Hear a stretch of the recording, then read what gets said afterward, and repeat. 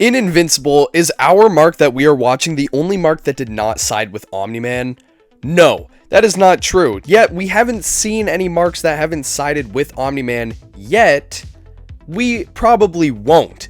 Now, this is because any Invincible that did not side with Omni-Man most likely got killed by Omni-Man. But the reason our Mark did not side with Omni-Man was because he was a late bloomer. Mark being a late bloomer meant that when his dad was away doing superhero stuff, or even just not enjoying his company because he was a superhero, he spent more time with his mom. And his mom is a human. She doesn't have any powers, so him growing up knowing that his mom is the only person he can really trust because his dad's not around makes him feel more sympathy for humans. And when he gets powers and his dad tells him that we are aliens pretty much, let's take over Earth, Mark feels more sympathetic for humans, saying, no, I'm not gonna do that. I love mom, and other people are like mom as well. And then Omni-Man goes on to say that she's a pet. But that's not what we're talking about today. We're talking about what if Invincible did join Omni-Man. And you might be thinking, he did in like 9,000 other fucking universes. Yeah, he did. But we're talking about our Mark. The Mark that we lived to see not get his powers until he was like 17. Which is different because what if someone else in another universe got his powers right away? This would mean that he was more adapted to the powers to begin with. He's had 17 years with powers, so when he took over Earth, he could have done it a lot more easier. In some other universes, he ended up killing Omni-Man himself. But we are talking about now. The 17-year-old Mark that got his powers right now sides with Omni-Man.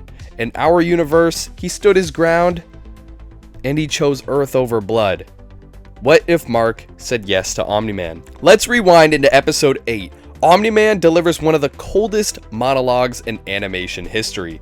You'll live to see thousands of years, Mark. Everyone you know will be gone. But what if this time Mark agrees?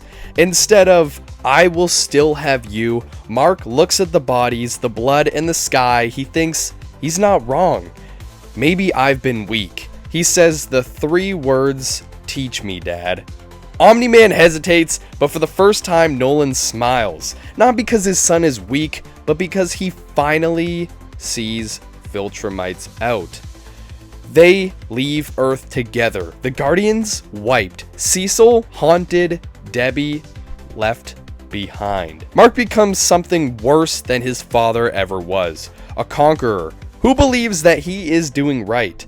He's not Omni-Man 2.0, he's Omni-Man with Gen Z rage and no moral hesitation. While father and son dominate across galaxies, Earth doesn't stay quiet.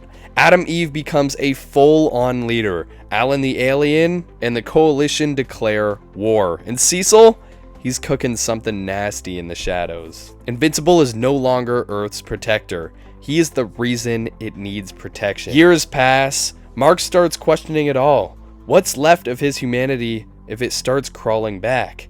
He visits Earth, sees his mom, sees graves, sees a child with his name, and it isn't his. Then comes the real gut punch.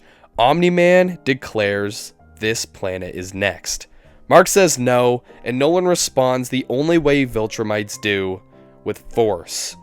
And just like that, the student becomes the savior, because this time Mark fights for Earth, but with everything he learned from conquering it. What started off as betrayal became survival.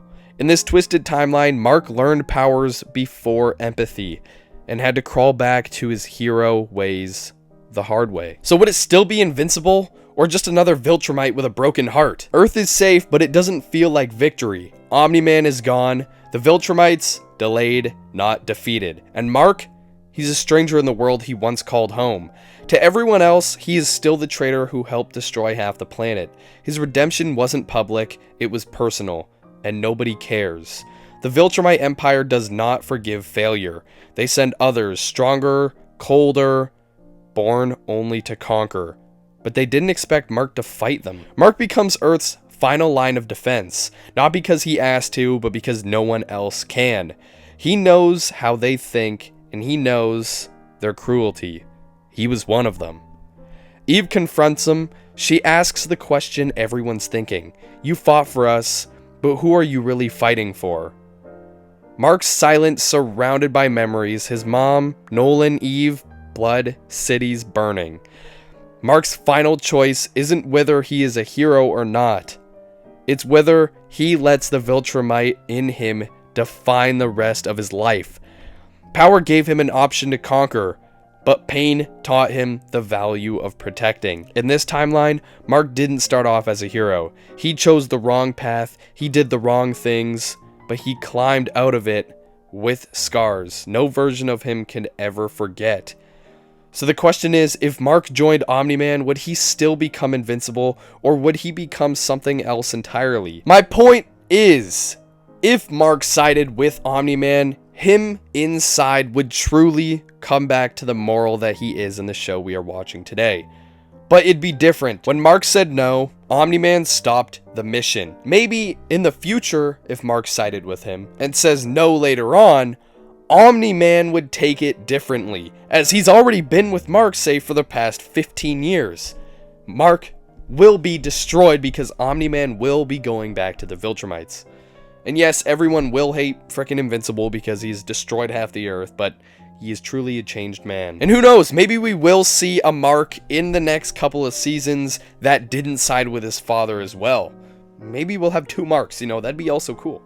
Anyway, guys, I hope you enjoyed, and if you did, hit that like and subscribe button. Don't forget, it's like a 50-50. Buy one, get one free. Except it's free for the entire thing. So I say do it, guys, alright? Hope you guys enjoyed, and have a great one. Goodbye.